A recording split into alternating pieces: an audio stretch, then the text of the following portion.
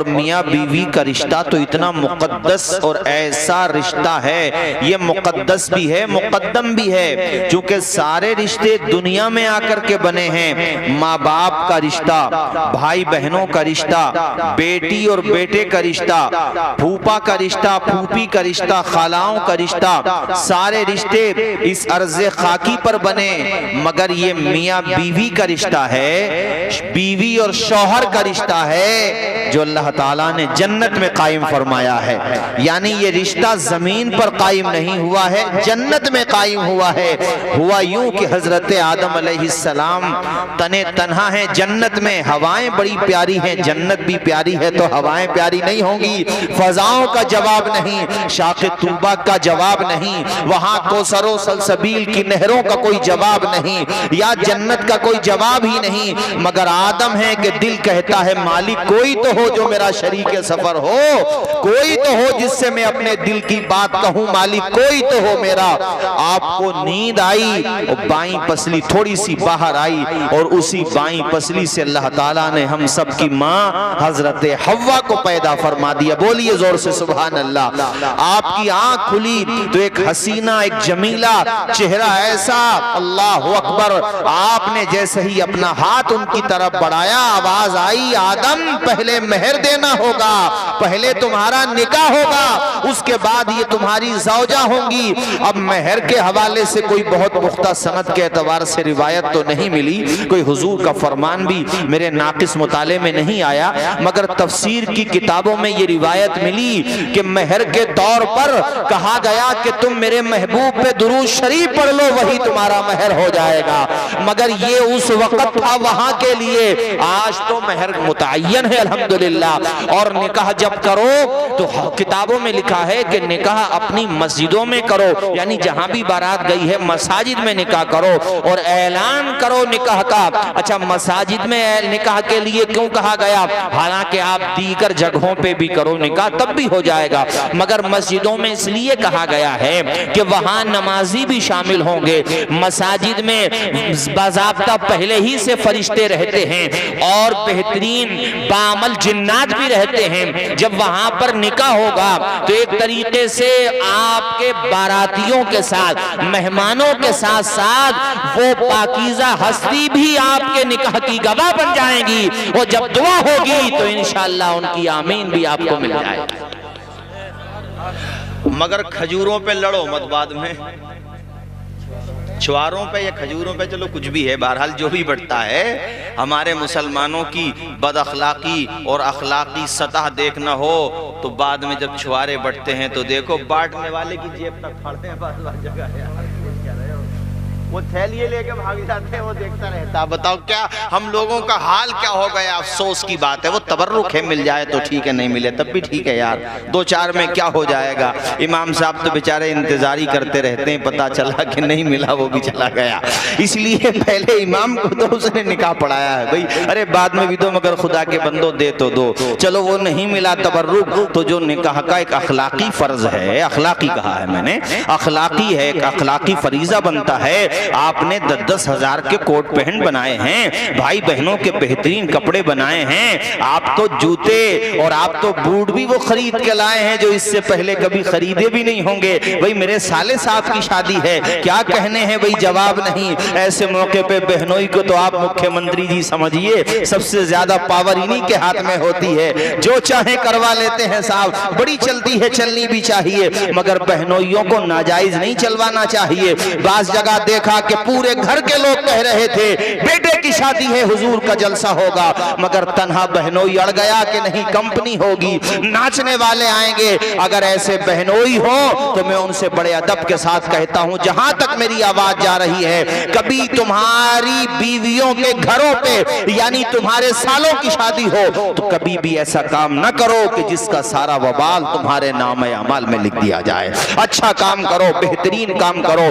10,000 کے کے 15-15 ہزار کے بہترین عمدہ لباس ہیں، میں جوتوں کے اور بہترین شاندار آپ نے انتظام کیا ہے۔ تو جس نے نکاح پڑھایا ہے خدا کے بندو، خرچہ تو اس کا بھی ہے، اس کے بھی بال بچے ہیں۔ 500,000 روپیہ اگر امام کو زیادہ چلا بھی جائے گا تو کیا پریشانی ہوگی؟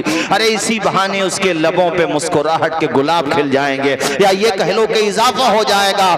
اس لیے میں نے آپ سے کہا ہے نکاح مساجد میں کرو، دعائیں بھی ملیں گی، اور پھر سنو میرے ساتھیوں، بعد میں مسجدوں کو بھی تو کچھ پیش کر دو کہ یا اللہ تیرے گھر میں میرا نکاح ہوا ہے، میں خوشی کے طور پہ مسجد کو 2,000 5,000 روپے پیش کر رہا۔ ذرا بولو، زور سے بولو یار، اور اونچا بولو۔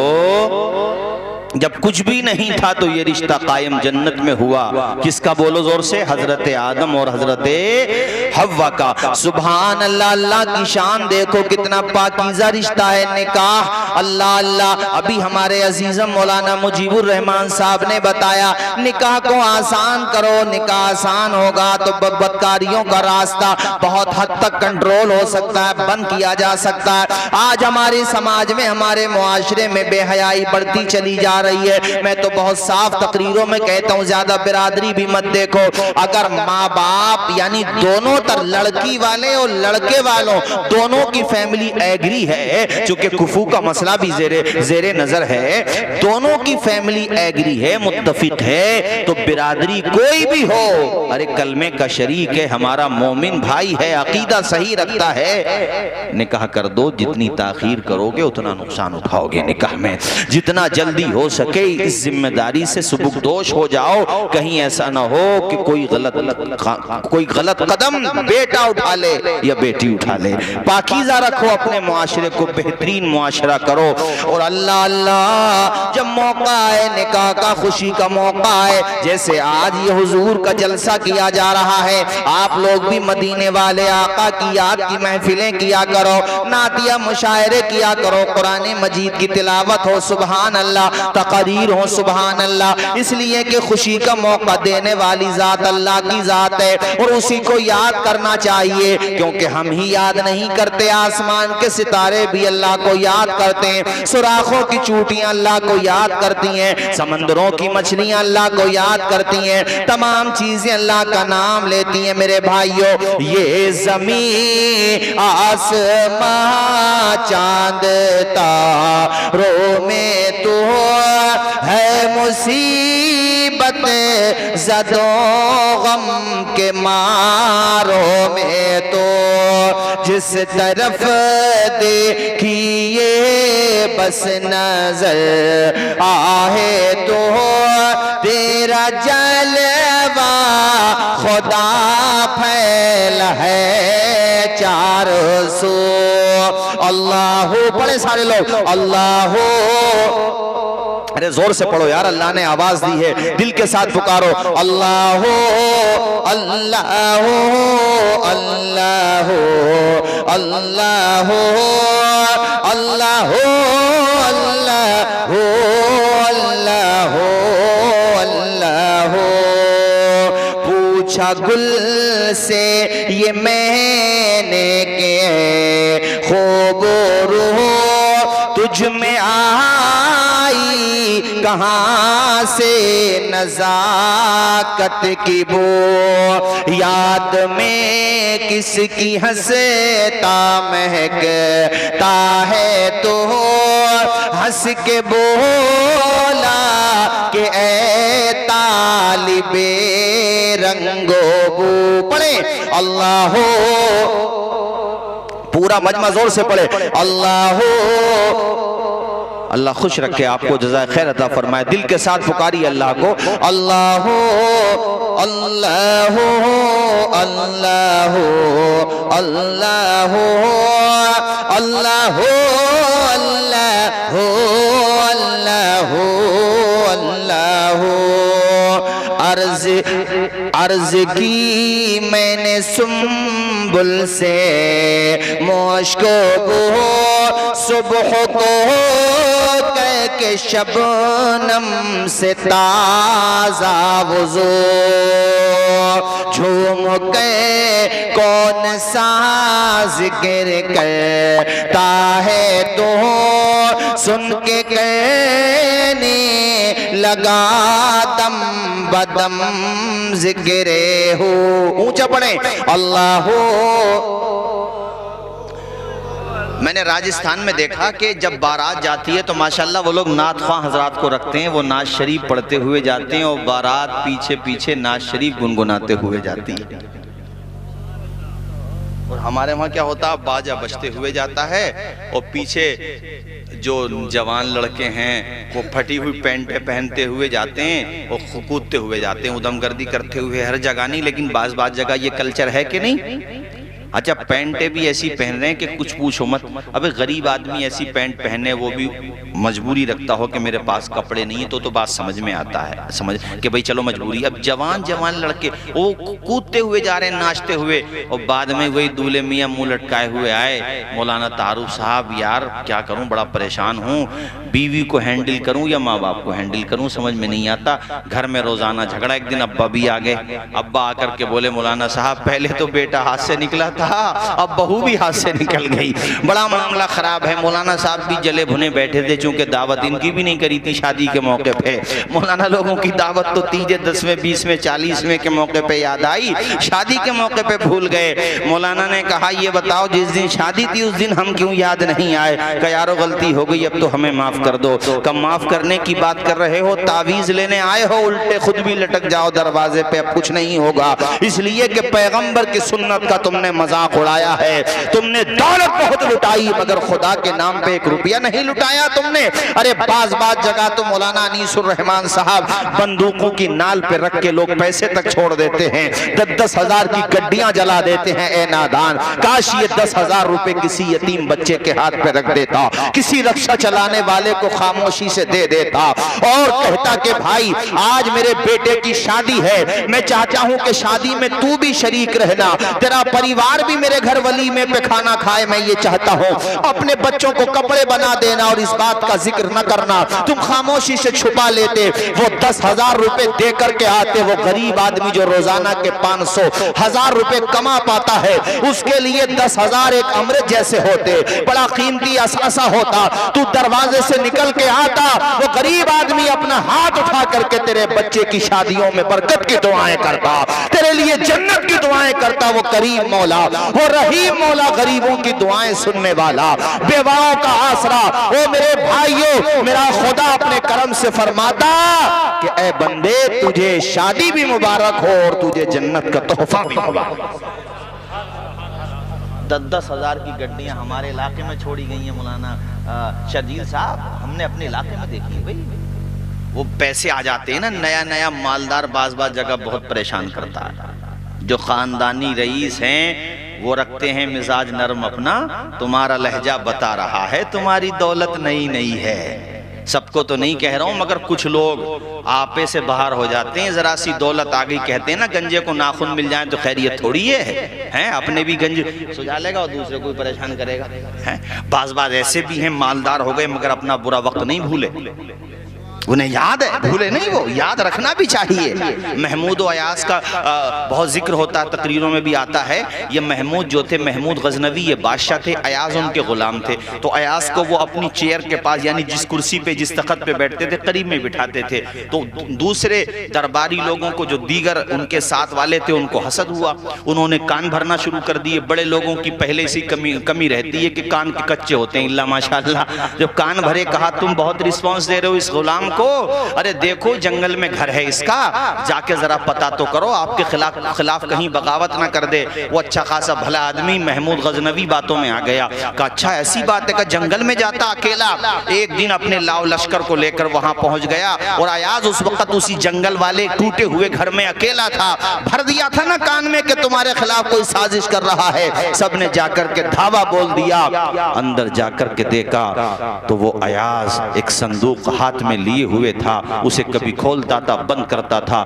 قریب جا کر کے محمود غزنوی نے کہا ایاز معاملہ کیا ہے؟ تم یہاں پر کیوں آتے ہو؟ کون سی سازش کر رہے ہو؟ تمہارا مقصد کیا ہے؟ تمہاری مستقبل کی پلاننگ کیا ہے؟ ایاز کے دل کا پیمانہ آنکھوں سے چھلکنے لگا، دل پہ ایک چوٹ لگی، دیدے در سے دیکھا، آسماں کو بڑی حسرت کی نظر سے دیکھا، قدم کو چوما محمود غزنوی کے اور کہا بادشاہ سلامت، آپ نے سوچ بھی کیسے لیا کہ میں آپ کے خلاف سازش کر سکتا ہوں، میں آپ کے خلاف بغاوت کا شعلہ بھڑکا سکتا ہوں؟ آپ آخر کس طریقے سے لوگوں کی بات میں آ گئے؟ جہاں تک بات یہ ہے کہ یہاں کیوں آتا ہوں، میرا مقصد کیا ہے تو سنو۔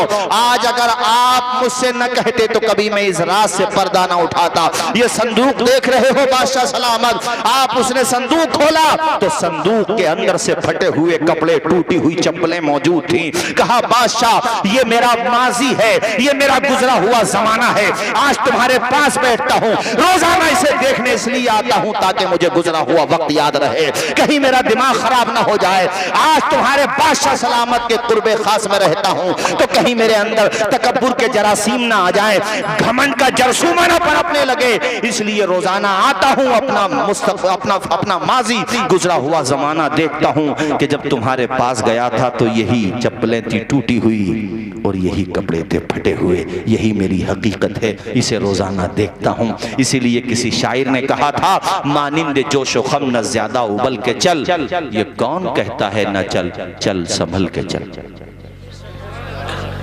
اللہ دولت دے دے تو غریبوں کا بھی خیال کرو۔ یہ نہیں ہے کہ اللہ نے دولت دے دی تو بیٹے کی شادی کی نمائش کے چکر میں مچھڑ نے آگ لگوا دی۔ بعض جگہ پٹاخوں پہ پٹاخے چھوڑ رہا ہے، ابے LBW ہو جائے گا کس دن پتہ بھی نہیں چلے گا۔ بعض کو صحیح بتا رہا ہوں میں تمہیں، چھپڑوں میں آگ لگوا دی، وہ پٹاخے گر گئے چھپڑوں میں، جن کے گھروں پہ بیچارے لینٹر نہیں تھے، کمزور آدمی، چھپڑ مطلب جل گئے ان کے، بعد میں کورٹ کچہریاں ہو گئیں۔ یہ 20,000 30,000 40,000 کی آتش بازی کر کے ابے کون سا نام اونچا کر لیا؟ یہ 20 25 30,000 کی جو تو نے آتش بازی کی ہے، یہ پیسہ مسجد میں لگا دیتا، اپنے باپ کو اصالِ ثواب کر دیتا، اپنی فوت شدہ ماں کو اصالِ ثواب کر دیتا، اپنے گزرے ہوئے مرحومین کو اصالِ ثواب کر دیتا، ان کی روحیں خوش ہو جاتی، تیرا بھی بیڑا پار لاتا۔ ارے پٹاخے ہو رہے ہیں، رنگ برنگی جہاز بن رہے ہیں، بتاؤ، بولو، زور سے بولو۔ ارے اعلان کے بارے میں ہے کہ نکاح کا اعلان کرو، چلو 1-2 فائر ہو گیا، اور اس کے لیے بھی ضروری تھوڑی ہے کہ یہی ہوں گے فائر جو آج کل چل رہے ہیں۔ ارے اب تو پہلی بات تو وہ اعلان تو مسجد کے مائک سے بھی ہو سکتا ہے کہ بھی نکاح ہو چکا ہے، فلاں صاحب نے نکاح کی خوشی میں اتنے پیسے دیے، لو صاحب ہو گیا اعلان۔ اس کے لیے کئی پیٹیاں گولیاں چھوڑنے کی کیا ضرورت ہے؟ میری بات کا برا نہ ماننا، ڈرو اللہ سے، وہ دینا جانتا ہے نا تو واپس لینا بھی جانتا ہے۔ وہ کروڑ پتی بنا سکتا ہے تو میاں کٹورا پتی بھی بنا سکتا ہے۔ بہت بن بھی گئے، ہمارے سنبل میں بھی کئیوں کے میل سیل ہو گئے، میں نے خود دیکھیں، ذکر کرنے کی ضرورت نہیں ہے۔ جب خدا کا عذاب آتا تو میں ولدیت کے غائب ہو جاتا آدمی۔ مولانا مجیب الرحمان صاحب کچھ پتا ہے وقت کا؟ ابھی آپ نے بڑی اچھی بات کہی، وقت بدلتے ہوئے دیر نہیں لگتی۔ جب تک مچھلی سمندر میں رہتی ہے کیڑوں کو کھاتی ہے، اور جب پانی سے باہر آ جاتی ہے نا تو وہی کیڑے مچھلیوں کو کھا جاتے ہیں۔ جب تک انسان زندہ رہتا ہے زمین کے سینے سے اپنا رزق نکالتا ہے، مگر جب مر جاتا ہے تو پھر وہی مٹی انسان کو کھاتی ہے۔ بولو یار، بولو نا، گردن کیوں ہلا رہے ہو؟ زور سے بولو، اللہ نے زبان دی ہے، بولو یار۔ کچھ پتا ہے وقت بدلتے ہوئے؟ ترکستان میں جو زلزلہ آیا ہے تو ایک عربی میں پوسٹ میرے سامنے آئی، انہوں نے عربی میں لکھا ہے کہ ایک کرایہ دار مکان میں رہتا تھا۔ یہ جو بھی مکانات، اللہ تعالیٰ جتنے بھی شہداء ہیں سب کو جنت میں اعلیٰ مقام عطا فرمائے، اور اللہ اپنا رحم فرمائے، اور ہم سب کے لیے بھی درس عبرت ہے، ڈرنا چاہیے خدا سے۔ تو بہرحال انہی مکانات میں سے ایک صاحب کے بارے میں لکھا ہے انہوں نے، عربی شیخ نے، کہ ایک کرایہ دار نے مکان مالک سے کہا کہ کرایہ میں اگلے منتھ دے دوں گا، اگلے مہینے، اس مرتبہ نہیں۔ تو مکان مالک نے کہا نہیں کرایہ بھی چاہیے، کرایہ بڑھایا اس نے زبردستی کر کے، اس نے مجبوری دکھائی جو کرایہ دار تھا مگر وہ نہیں مانا۔ تو اس نے بعد میں لکھا ہے کہ اس وقت مکان وہ گر چکا ہے اور وہ دونوں حضرات ایک خیمے میں ایک ہی ساتھ ایک دسترخوان پہ وہ کھانا کھا رہے ہیں جو لوگ اپنے عطیات کر رہے ہیں۔ وقت بدلتے ہوئے دیر لگتی ہے، کچھ نہیں پتا کب کہاں کیا ہو جائے۔ خدا سے ڈرنا چاہیے یار، اللہ کا خوف ہونا چاہیے۔ یہ زمین پہ رینگنے والی مخلوق یہ سمجھتی ہے کہ ہمارے ہاتھ میں سب کچھ ہے۔ حضور محدث اعظم کے پاس ایک بندہ آیا، وہ کہنے لگا کہ انسان کو اللہ نے کتنی طاقت دی ہے؟ آپ نے کہا کھڑا ہو جا، وہ کھڑا ہو گیا۔ کہا ایک پاؤں اٹھا لیا۔ کہا حضرت یہ تو بات سمجھ میں آگے، کہا دوسرا بھی اٹھا، وہ نہیں اٹھا پایا۔ کہا ایک اٹھا لیا تو ایک اٹھا لیا نا تو نے؟ کہا اتنی طاقت ہے دوسرا نہیں اٹھا سکتا، اتنا تو مجبور بھی ہے۔ اللہ تعالیٰ نے تجھے پوری پاور نہیں دی ہے، صرف مہلت دی ہے۔ مہلت کو اپنی طاقت کیوں سمجھ رہا ہے؟ اگر وہ مہلت دینا جانتا ہے تو پکڑنا بھی جانتا ہے۔ ڈرنا چاہیے، خوف کرنا چاہیے۔ بڑے بڑے لوگوں کی شادیوں کے ہم نے نتیجے اچھے نہیں دیکھے اور اس کی جگہ غریب آدمی، اور پھر حضور کی بات کیسے غلط ہو سکتی ہے؟ حضور کہتے ہیں سب سے کم خرچہ جس میں ہو وہ سب سے بڑھیا شادی ہے۔ بولو زور سے، ذرا زور سے بولو یار۔ دیکھو یہ مت سوچنا کہ یہ مولانا لوگ بیٹیوں کے حقوق کے خلاف ہے، نہیں، خلاف نہیں ہے، بات سمجھو ہماری۔ آج رسمیں بڑھ گئیں، اس لیے شریعت نے جو حق بیٹیوں کے لیے رکھا ہے وہ حق بھی مارا جا رہا ہے۔ حالانکہ اگر وہ مار رہے ہیں تو اس کے وہ ذمہ دار ہیں، حق انہوں نے مارا تو وہ جواب دہ ہیں، لیکن اس کی ذمہ داری کس وجہ سے ہے؟ چونکہ رسومات بہت بڑھ گئیں۔ اور دوسرا، بیٹی کو ہم دینے کو منع نہیں کر رہے ہیں، بیٹی کو آپ خوب دو، مگر نمائش سے بچو یار۔ آپ کی 4 بیٹیاں ہیں، 4 ہی بیٹے ہیں، بیٹوں کو جو کچھ دیا آپ نے یا دیں گے اس کی نمائش ہوتی ہے کیا؟ پنچایت لگتی ہے کہ اس کو وہ سجا کر کے دیا جاتا ہے؟ جب بیٹوں کو سجا کر کے نہیں دیتے تو بیٹیوں کو سجا کر کے کیوں دے رہے ہو بھائی؟ ارے پوائنٹ کی بات ہے کہ نہیں؟ بولو۔ اس لیے کہ دنیا دیکھے گی تو دنیا کو دکھاؤ گے تو رشتے کیسے نبھیں گے؟ ارے جو دینا ہے اپنی دھی داماد کو دو یار، بغیر پرچار کے، بغیر شور شرابے کے، بولو نا۔ یہ جو نمائش ہو رہی ہے اس سے معاملہ خراب ہو رہا ہے آج۔ نمائش نے بیڑا غرق کر دیا۔ ہماری کتنی غریب بہنیں بیٹیاں رشتوں کے لیے منتظر ہیں مگر مولانا انیس الرحمن صاحب ان کے رشتے نہیں آ رہے ہیں۔ یہ سچویشن ہے۔ جس کی 4 بیٹیاں ہیں وہ پوری رات سو نہیں پاتا، فکر میں رہتا ہے کہ بچیوں کے ہاتھ پیلے کس طریقے سے کرے۔ چونکہ جس کے پاس 2-4 بیٹے ہیں نا وہ تو صاحب ان کی تو بات ہی کیا کرنی ہے بھئی۔ انہیں تو اگر مولانا طاہر صاحب نے، ہمارے ازہری صاحب نے، ہمارے دیگر ذمہ داران حضرات نے رشتوں کے لیے بات کہہ دی کہ بھئی ماشاءاللہ بیٹا جوان ہے، اچھا کھاتا پیتا ہے، دلی میں کام کاج کر رہا، فلاں جگہ یا کہیں پر بھی کام کاج کر رہا ہے، بھی رشتہ دیکھ لو۔ ارے صاحب، ارے بھئی ان کا تو، ارے مولانا صاحب ابھی ہمارا ارادہ نہیں ہے۔ رشتے تو بہت ہیں، ایک جگہ سے تو کہا کہ ہم آپ کو گاڑی میں ہم آپ کو جو ہے شفٹ گاڑی دیں گے جہیز میں، ایک جگہ سے کہا کہ ہم آپ کو بلورو دیں گے۔ تو امام صاحب بھی بہرحال دور اندیش تو ہوتی ہیں، سمجھ گئے کہ بھئی نیت ان کی بلڈوزر کی ہے، جب بلڈوزر ملے گا تبھی نکاح ہوگا۔ ویسے بلڈوزر تو چل ہی رہا ہے کافی، بلڈوزر کا کیا انتظار کرنا ہے؟ ایسی نیتیں مت کرو بڑھیا بڈھو، تمہیں کیا ملے گا؟ اگر وہ دلہن تمہاری خدمت کرے گی تو سب سے بڑا جہیز تو وہی ہے، اور اگر وہ خدمت نہیں کرے گی تو ساتھ میں کچھ بھی لائے تمہارا کون سا فائدہ ہو گیا؟ دعا یہ کرو کہ مولانا صاحب ہمارے بیٹے کے لیے ایسی دلہن دیکھو، ایسا رشتہ دیکھو شریف بھلے لوگوں میں، جو ہمیں 2 وقت کا کھانا عزت کے ساتھ اپنے ماں باپ سمجھ کر کے ہمیں کھلا دے۔ ذرا زور سے بولیں اور اونچا بولیں۔ بھئی بڑے بوڑھوں کو کیا چاہیے؟ خدمت چاہیے۔ عورتوں تک میری آواز جا رہی ہے، ان سے بھی کہتا ہوں، کبھی شوہر کے گھر پہ کوئی ان بن ہو جاتی ہے، ایک جگہ برتن رہتے ہیں کھٹکی جاتے ہیں، تو اس بات کو وہیں تک رکھو، بس جا کر کے میکے میں مت کہو۔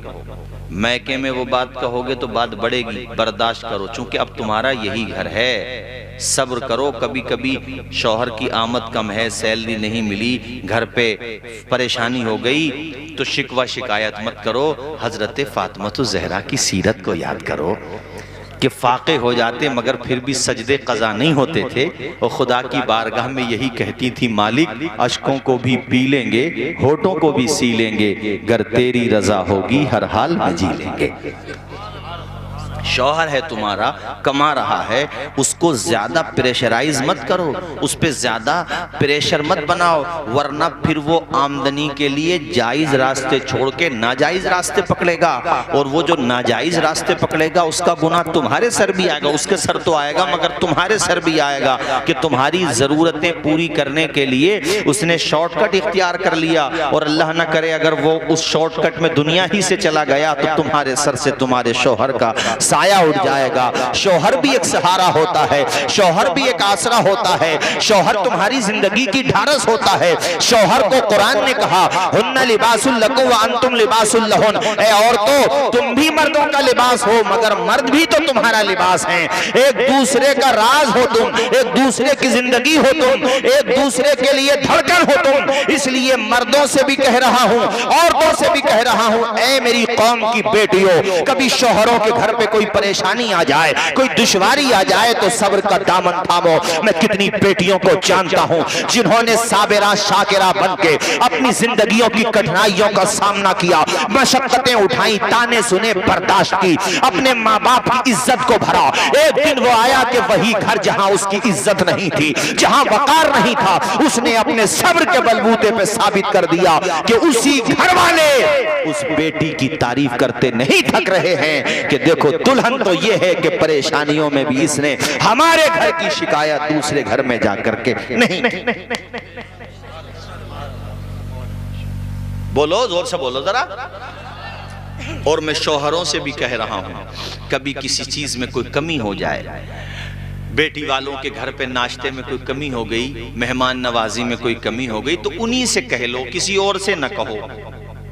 یہ نہیں ہے کہ پنچایت بٹھا لی کہ ناشتہ ذرا ڈھیلا رہ گیا، ایسی شکایتیں کرنا یہ عقل کے ڈھیلے پن کی علامت ہے کہ ناشتے میں کمی رہ گئی، کسی چیز میں کمی رہ گئی اور نوبت طلاق تک آ گئی۔ یہ چھوٹی چھوٹی بات، کیا زمانے میں پنپنے کی یہی باتیں ہیں؟ میں پنچایت میں چلے جاتا ہوں مولانا مجیب صاحب تو کوئی زیادہ بڑی باتیں تھوڑی ہوتی ہیں، میاں بیویوں کو جھگڑے میں کی چھوٹی چھوٹی باتیں ہوتی ہیں کہ ہمارے دوست گئے تھے تو دعوت نہیں کھلائی، مرغے کی ٹانگ کھلا دیتے اسے میں ولیت کے۔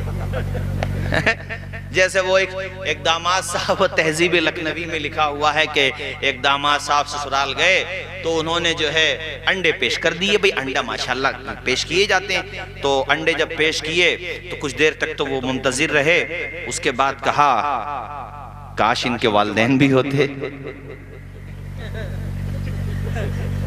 کچھ دیر سے سمجھتے ہیں گنور کے لوگ، نہیں سمجھے؟ سمجھ گئے؟ ماشاءاللہ کاش ان کے، تو سسر صاحب نے کہا انہی کے سر پہ دست شفقت پھیر دیجئے، بدقسمتی سے یتیم ہو گئے ہیں۔ تہذیب لکھنوی میں کتاب۔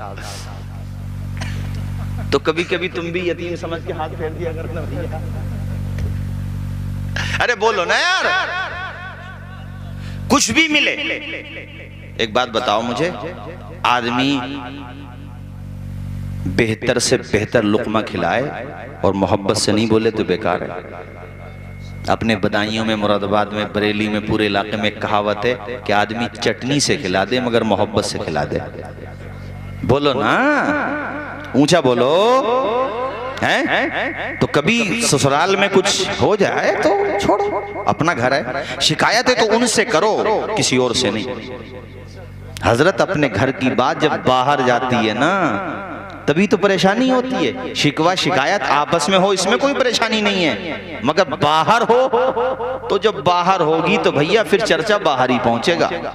ہاں اس لیے میں نے کہا، اور یہ سوچو کہ یہ دلہن آئی ہے ہمارے بیٹے کی، اس کے لیے ہم ہی اب مائی باپ ہیں، اگر کوئی کمی بھی ہو تو ہم ہی کو نبھانا ہے۔ اس سے کہہ دو کہ بیٹا تو ہمیں اپنے ماں باپ کا درجہ دے، ہم تجھے اپنی بیٹی سمجھتے ہیں، تو انشاءاللہ ایک دن تمہیں وہ اپنے ماں باپ کا درجہ ضرور دے گی، تم سے محبت کرے گی، تم سے پیار کرے گی، تمہارا سمان کرے گی، تمہارا لحاظ کرے گی۔ شوہروں سے کہتا ہوں کہ کبھی کوئی نگیٹو بات ہے، کوئی کمزوری اس کے اندر دیتا رہے تو اس کی خوبیوں پہ نظر کرو کہ خوبیاں بھی ہیں.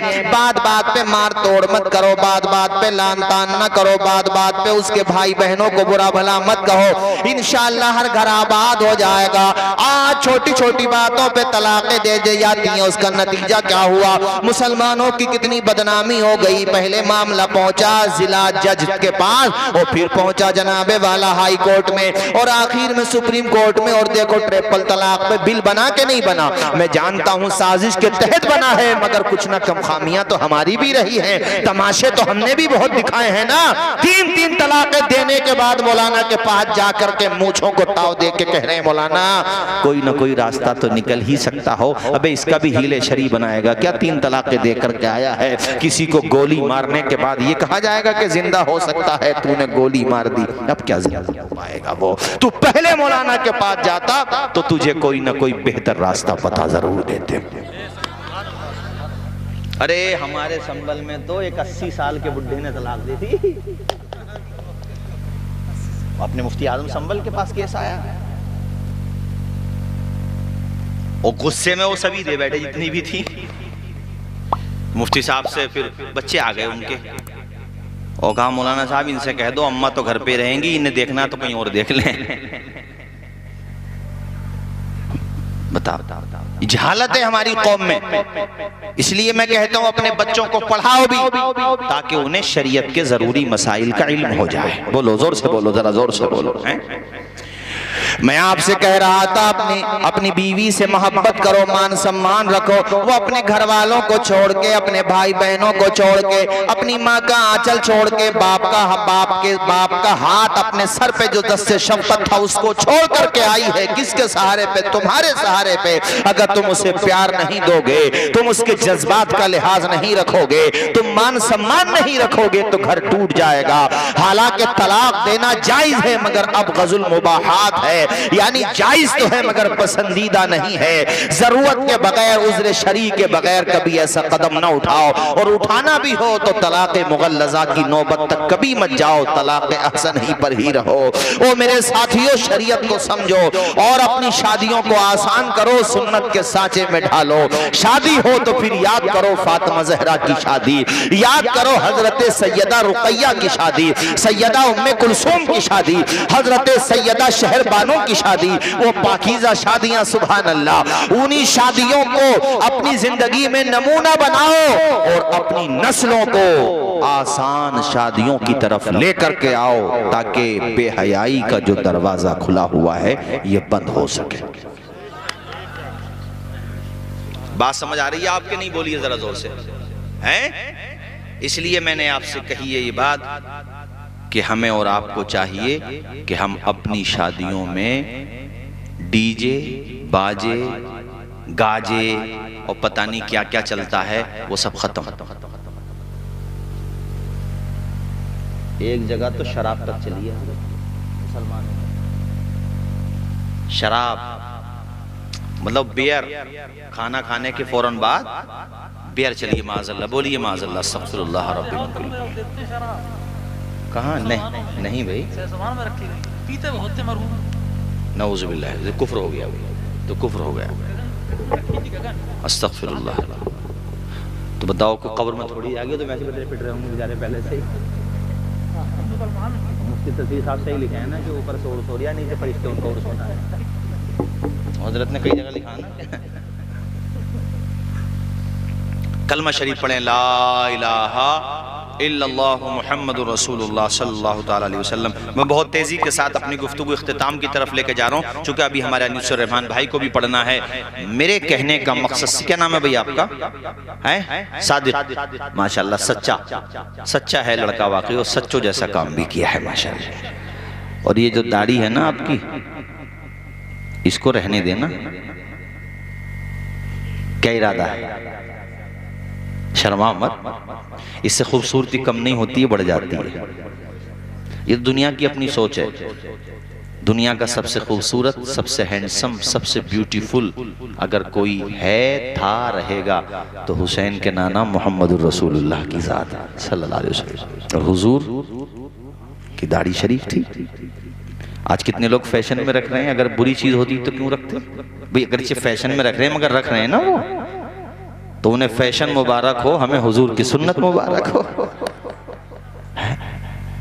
دنیا والے بعد میں آتے ہیں اس راستے پہ، پہلے ننگے گھومیں گے۔ ارے حضور نے جو کلچر دیا اللہ کی قسم، اس کا کوئی جواب ہی نہیں ہے یار۔ وہ شادی بیاہ میں کھانے کھاؤ تو ایسے نہیں ہے کہ گھر پہ تو سوکھی بھی کھا لے گا، مگر بارات میں گیا ہے، شادی میں گیا ہے، دوسرے کی دھی بیٹی کا پیسہ اٹھ رہا ہے، اس کی کمائی ہے بھائی، اس نے محنت سے کمایا ہے، تو اسے ذرا سی روٹی اگر ٹھنڈی ہے اور ذرا سی ترکاری مطلب ایسا لگا کہ وہ ہے، تو پتا چلا بے تو نہیں کھا رہا تو مت کھا، ٹیبل کے نیچے پھینک کیوں رہا ہے اس کو؟ رزق کی بے حرمتی کیوں کر رہا ہے؟ ہمارے وہاں شادی کے بعد دیکھو کتنی روٹیاں نالی کے کنارے پہ پڑی ہوئی ہوتی ہیں، ترکاری کی دیگیں پھینک دیتے ہیں لوگ۔ ایسا مت کرو یار، یہ رزق ہے، ایک مرتبہ روٹ جائے تو نسلوں تک ہاتھ نہیں آتا ہے۔ جیسی اپنے گھر کھاتا ہے وہ بھی تیرے مومن بھائی کا گھر ہے، اور مومن کا کسی غیر مسلم کے وہاں بھی اگر دعوت میں جاؤ تو اس کے وہاں بھی رزق کی بے حرمتی مت کرو، اس کو پیروں تلے مت روندو، بلکہ اس کو کھاؤ، عزت دو۔ رزق کو عزت دینا چاہیے۔ ہمارے نبی نے فرمایا کھانا کھاؤ تو دسترخوان بچھا کر کے کھانا کھاؤ، اس لیے کہ جب دسترخوان بچھا ہوا ہوگا، لقمہ کوئی گر جائے گا، چاول کا دانہ گر جائے گا، تو تم اٹھاتے ہوئے شرماؤ گے نہیں، بلکہ اٹھا کر کے عزت کے ساتھ کھا لو گے اس دانے کو، لقمے کو، اور وہ دانہ اور وہ لقمہ جو تم اٹھا کر کے کھاؤ گے، وہ مالک کی بارگاہ میں دعا کرتا ہے، یا اللہ یہ کھانے والا مجھے عزت دے رہا ہے، تو اسے جنت دے دے۔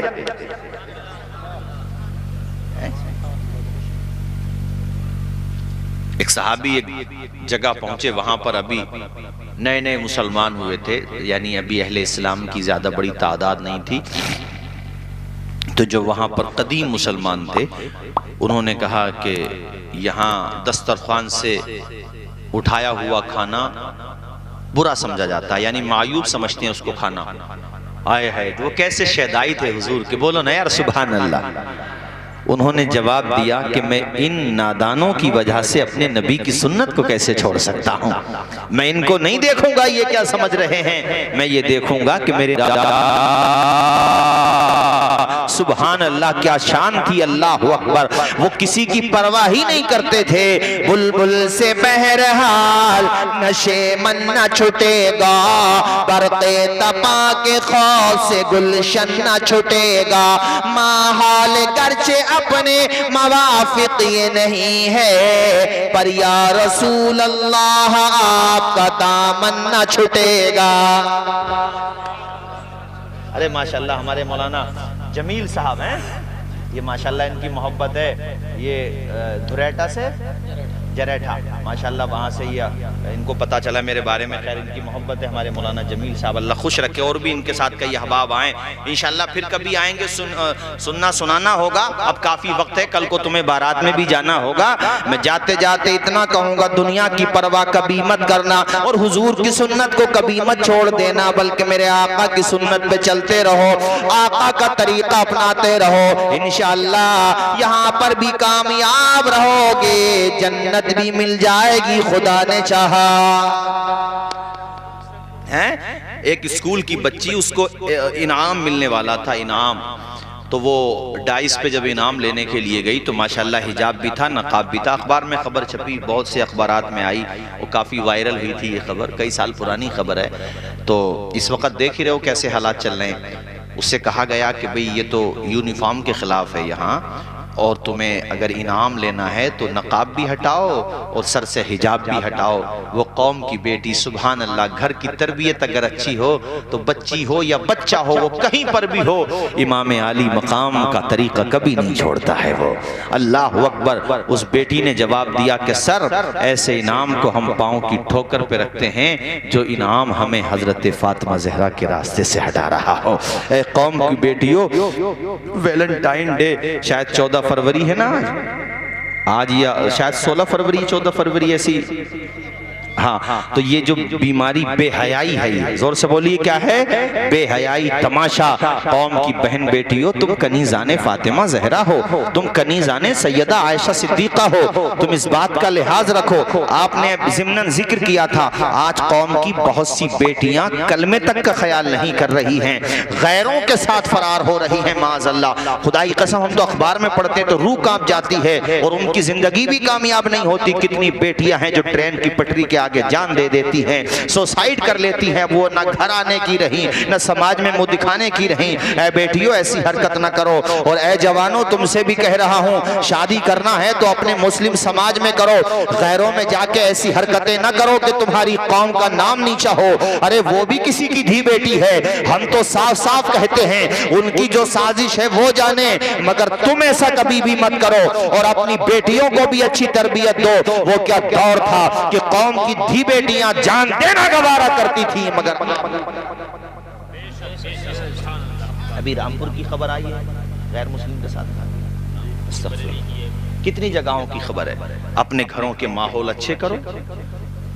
مولانا تعارف صاحب اور مولانا شرجیل صاحب اور بھی ہمارے دیگر ائمہ کرام ماشاءاللہ آپ بھی یہیں پہ امامت کرتے ہیں۔ حضرت آپ جو ہے قوم کی بیٹیوں کے ادارے کا انتظام کیجئے، یہاں پر بھی ہر جگہ ادارہ ہونا چاہیے۔ جب بیٹیوں کے پاس زیور علم ہوگا، تعلیم ہوگی، تو بہرحال وہ اتنا تو سمجھ ہی جائیں گی کہ کون سا گناہ کس حد تک لے کر کے چلا جاتا ہے۔ گناہ انسان سے ہوتے ہیں، مگر جو پڑھا لکھا ہوتا ہے اللہ تعالیٰ اپنے فضل سے علم کی برکتیں اسے دیتا ہے۔ علم کی برکتیں اللہ ہی دینے والا ہے بلا شبہ، مگر وہ جانتا ہے کہ یہ کفر ہے، تو کفر تک جاتے ہوئے اس کی روح کانپی۔ یقیناً گناہ سے بھی بچنا چاہیے، بچتا ہے، مگر میں یہ کہہ رہا ہوں کفر نہیں ڈرے گا وہ، چونکہ وہ جانتا ہے کہ یہ باؤنڈری ہے، اس کے باہر اگر جاؤں گا تو میرے ایمان کا طوطا ہی اڑ جائے گا، وہ سمجھے گا۔ اور آخر میں جاتے ہوئے یہ بات کہوں گا، پھر میں تقریر ختم کرتا ہوں، کہ اپنی بیٹیوں کو اچھے سنسکار دو، ہر گھر میں سورہ ملک پڑھنے کا ماحول بناؤ، بیٹی کو پڑھاؤ، باپ ماں بھائی سب بیٹھیں سنیں، نماز عشاء کے بعد سونے سے پہلے ہر گھر میں سورہ ملک کا رواج ہونا چاہیے، اس لیے کہ یہ سورت اللہ کے کرم سے عذاب قبر سے بچا لیتی ہے اسے جو اس کو پڑھتا ہے یا اس کو سنتا ہے۔ اور پھر فائدہ کیا ہوگا؟ جب بیٹی دلہن بن کے دوسری جگہ جائے گی تمہاری بستی کی، تو چونکہ اس نے یہ سیکھا ہے، اس کی گھٹی میں تم نے یہ پلایا ہے، تو وہاں جا کر اپنی سسرال میں بھی وہ سورہ ملک کی تلاوت کرے گی عشاء کی نماز کے بعد، اور روزانہ قرآن شریف بھی پڑھے گی، چونکہ تم نے اس کو یہ مزاج دیا ہے۔ تو وہ اگرچہ لالچی ہوں گے جہیز کے، مگر قرآن سے کون محبت نہیں کرتا؟ گناہگار بھی ہے مگر وہ وفادار قرآن تو ہے نا الحمدللہ۔